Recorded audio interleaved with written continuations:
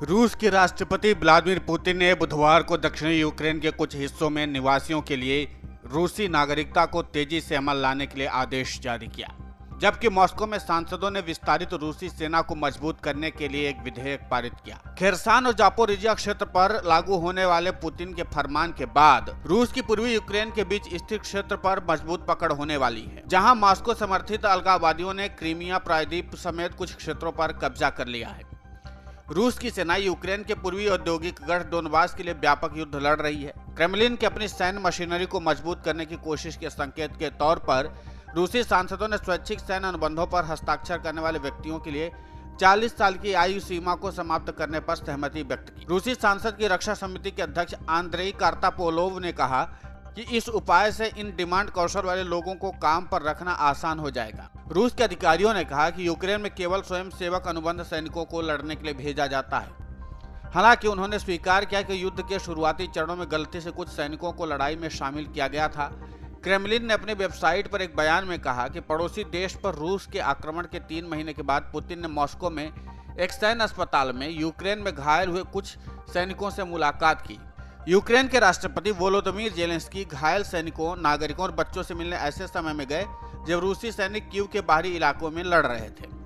Zelensky ने बुधवार को दोहराया कि वो पुतिन के साथ सीधे बातचीत करने के लिए तैयार होंगे, लेकिन मॉस्को को आक्रमण से पहले पीछे हटने की जरूरत है और यह दिखाना होगा कि वो खूनी युद्ध से कूटनीति में बदलाव के लिए तैयार है।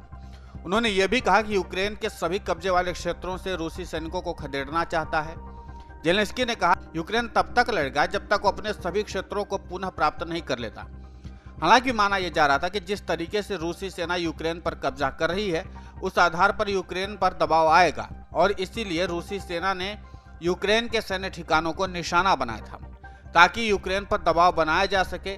लेकिन अब यूक्रेन के राष्ट्रपति वोलोदिमीर जेलेंस्की ने जिस तरीके से आक्रामकता पिछले कुछ दिनों में दिखाई है, उससे एक बात तो साफ हो गई कि फिलहाल यूक्रेन किसी भी हाल में पीछे हटने वाला नहीं है। और यही कारण है कि जेलेंस्की ने पश्चिमी देशों पर निशाना भी साधा और उन्होंने कहा कि पश्चिमी देश मदद करने के मामले में 2 गुटों में बंटे हुए हैं। एक गुट खुलकर मदद करने में कोई कोताही नहीं बरत रहा है, जबकि कई ग्रुप ऐसे भी हैं जो लगातार मदद करने की बात तो कह रहे हैं, लेकिन मदद उनके तरफ से नहीं आ रही है।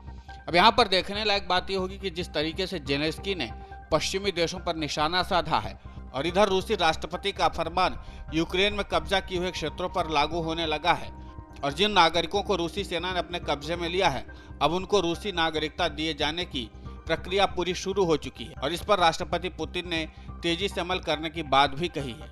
अब देखने लायक बात यह होगी कि इस मामले पर यूक्रेन क्या कदम उठाता है। Video desk amarujala.com। डाउनलोड करें अमर उजाला ऐप और पाएं खबरें लगातार। अगर आप ये वीडियो YouTube पर देख रहे हैं तो हमारे चैनल को सब्सक्राइब करें और बेल आइकन को दबाना ना भूलें। अगर आप Facebook पर ये वीडियो देख रहे हैं तो हमारे पेज को लाइक करें।